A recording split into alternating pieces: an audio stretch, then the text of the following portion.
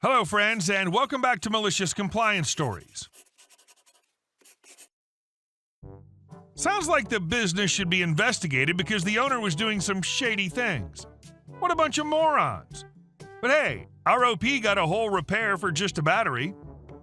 But before we begin, don't forget to subscribe to our channel if you're new here and turn on notifications so you don't miss a new video every single day. Here we go. Fine, you can come collect it tomorrow. Years ago, I crashed my motorbike, my fault, and I did bend a fork and some cosmetic damage like broken mirror, broken kickstand. I'd always dealt with the same motorbike store for parts and they were always really good to me, so I assumed they'd help with repairing my bike. I took it in and originally told no time frame for repairs. I agreed since they did not know what damage there is yet.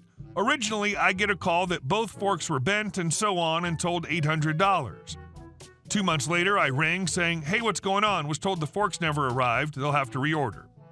A month goes by, I ring back and am told still waiting on the order. Another month was told they haven't had time to pull the bike apart to check out the damage. Price is now $1,500. Another month, the forks only just arrived and they'll order the rest of the parts. I'll skip ahead here and basically this had stretched to 7 months and was now up to $2,000. I rang back saying that this has gone on for too long. I'm coming in tomorrow to take my bike back and you better have it ready. Walked to the store and can't find my bike. The mechanic could not even recall working on it, was told it may be on display in the store. I walk in, my bike's on display and had been for the past week. I go to the counter and say, that's my bike, I won it. They can't find the receipt. I say, yeah, you might want to look further, you kept it for 7 months. They eventually find it and say, did you get a new battery? I said, yes. The guy I'd been dealing with had not been keeping up his tally, and I was only being charged for a new battery. The counter staff asked, why did we have the bike for so long? I said, no idea, you just kept it. They tried to ring the owner I was dealing with, however his phone was off as he was at the dentist. I said, I want my bike now, so I paid for the battery and rode off. The owner tried calling me for weeks afterwards. I kept hanging up. Edit. It seems like the guy was stringing me along so he could class the bike as abandoned and resell it. After the 3rd month of phone calls, I started taking notes as I felt I was being held to ransom. Every time I suggested collecting the bike, it was apparently in pieces and could not be collected. The notes were in case I had to take him to court for whatever reasons.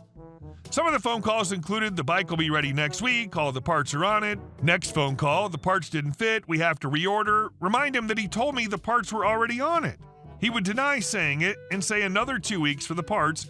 Then he would say it's the wrong parts, have to reorder. Next phone call, he would say same thing. Parts fit, collect in 2 weeks. 2 weeks later, wrong parts, have to reorder. And our second story. Take my front row seat and tell me to just sit behind you, if you insist. During halftime at our local high school football game, we went to the concession stand to get some food. Now, I didn't think it'd be an issue because we were sitting with a group of people, but I laid my stuff out on the bleachers anyway. However, when we got back, we were met with a group of people and a rather elderly lady sitting in our spot and my stuff tossed to the side. Now, usually I'm an extremely nice person, to the point that people are always yelling at me for being too nice and getting taken advantage of. But this week I've had enough. I'm sick of being taken advantage of and done dealing with people's bull crap. Well, you know. I stood there for a minute and said, this is our seat. You took our seat, and that's extremely rude. The leader of those ladies, who we'll call Karen, snapped back. They said no one was sitting here, so sorry, but made absolutely no attempt at moving, to which my husband said, yeah, you really look sorry. Karen motioned behind her and said, there's room back there. However, there was only one small section of bleacher directly behind her and between our entire group. I thought about it for a second and realized that arguing wasn't going to get us anywhere and would just make me look bad. So I smiled to my husband and said, okay, let's squeeze in here. It was like he could read my mind in that second and knew exactly what was about to happen. So my husband and I, along with our 4 children, squeezed right up behind and beside Karen. As anyone with kids or that has ever seen kids, you can probably see where this went.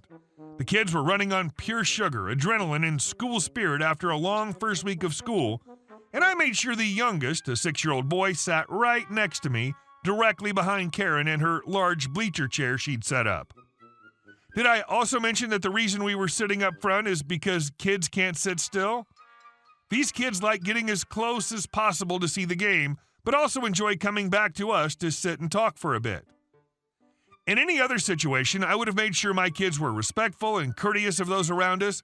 I would have put a stop to the screaming when our team scored, the jumping up and down, chanting with the cheerleaders, running between us and the fence, but not this night. I think it took Karen all of 5 minutes to realize her mistake. The cringing from the screams right behind her, the leaning from side to side when they were standing at the fence blocking her view, the 6-year-old happily swinging his feet back and forth, oblivious he was repeatedly kicking the back of her seat. Karen was getting audibly and visibly annoyed from it all and kept giving me dirty looks as if to say, "Control your children," where I'd just shrug and look at my husband and say, "I tried to tell her." One by one, those in Karen's group started to leave, but Karen held on the longest and still only made it about half an hour before she decided she couldn't take it anymore and left. Now, I'm not a complete monster. I made sure my kids didn't bump or bother the elderly lady, and I even asked Karen to move her purse she'd put behind her before it got stepped on, but even that was met with a scoff. Maybe next time, though, Karen will think twice before stealing seats from kids, because she might get more than she bargained for by inviting us to squeeze in behind her. And our next story. Karen complained that I was too nice. I put her in her place. This happened when I was working in Target in 2007. I'd been working there for a few months. I was only 16, about to turn 17, and this was my third job I'd ever had.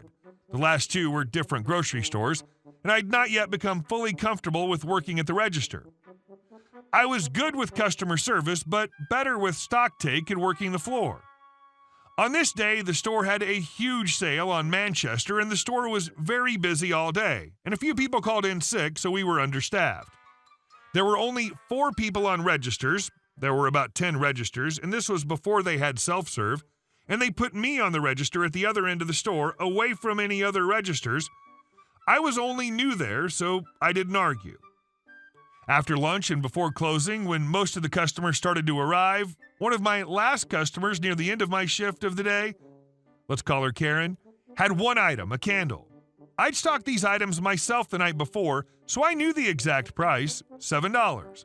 The problem? No barcode. Being new there, I did not have the authority to enter the price manually, and I called the Manchester department on the phone, as well as the service desk. But because of how busy we were, nobody would answer. But Karen had gotten very irritated, tapping her foot, huffing, and saying things like, "Have you figured it out yet? And I don't get why this is so hard for you," and snickering to her friend, "She must be special." This lasted 20 minutes, with the line behind Karen getting longer and longer. I was silently wishing they were going to say, "Don't worry about it," and leave. Wrong. After Karen continued to ridicule me over and over and over again, making this even harder for me, I cracked. Here comes my retail voice that I learned in that moment. Me. "I am very sorry, ma'am. I apologize that I do not know how to do my job, and it's very obvious that you know how to do my job better than me. Please take your opinion and find someone else that can do my job better than me." I didn't yell or raise my voice in any way. I didn't swear or argue. I had a huge smile on my face the whole time. I put the candle under my desk and called for the next customer. Karen huffed and stormed off towards the service desk. I served the next few customers until the store closed, and I finished my shift and went home. The next morning, I was called into the manager's office before my shift started. Oh no, she asked me to sit, so I did, assuming I was about to get fired. "Manager, I had a customer report your conduct yesterday. Can you explain?" I explained the entire encounter and exactly what I said and how I said it. After I finished, she had a smile on her face. Manager: "I thought so.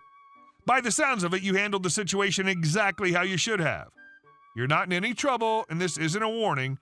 It's policy that I speak to staff after any complaints by a customer. You're free to continue your shift. And if this ever happens again, do exactly the same thing or call me to handle the situation." I was so relieved and left the office smiling. I had other customers like this after this, and I handled it in the same way and got called into the manager's office a few times, but I was never in trouble. What can the customer complain about? I was too nice? And our last story. I fired my brother's girlfriend.